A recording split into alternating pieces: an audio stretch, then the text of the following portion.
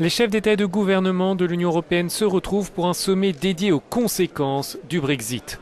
Pour le Premier ministre britannique démissionnaire, il ne faut pas détruire tous les liens entre Londres et le continent. Alors que nous allons quitter l'Union européenne, nous ne devons pas tourner le dos à l'Europe. Ces pays sont nos voisins, nos amis, nos alliés et nos partenaires. Et j'ai le ferme espoir que nous entretiendrons les relations les plus étroites possibles au niveau du commerce, de la coopération et de la sécurité.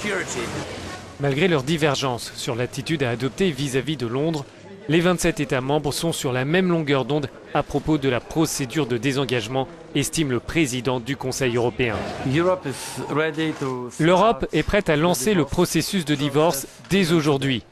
Sans enthousiasme, vous l'imaginez facilement, ce n'est pas le scénario dont nous rêvions. Mais j'aimerais le dire très clairement. Sans notification de la part du Royaume-Uni, nous n'entamerons aucune négociation sur le processus de divorce, ni sur nos futures relations. Mais le Royaume-Uni cherche pour le moment à temporiser et ne compte pas lancer dans l'immédiat la procédure de retrait. Ces dernières années, les nombreuses crises ont transformé les sommets européens en des marathons de négociations et de longs débats politiques. Mais avec le départ du Royaume-Uni, il y a beaucoup d'émotions et de sentiments contradictoires qui annoncent un été très animé.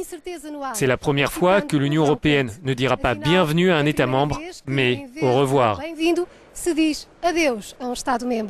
Isabel Marques da Silva, Euronews, em Bruxelas.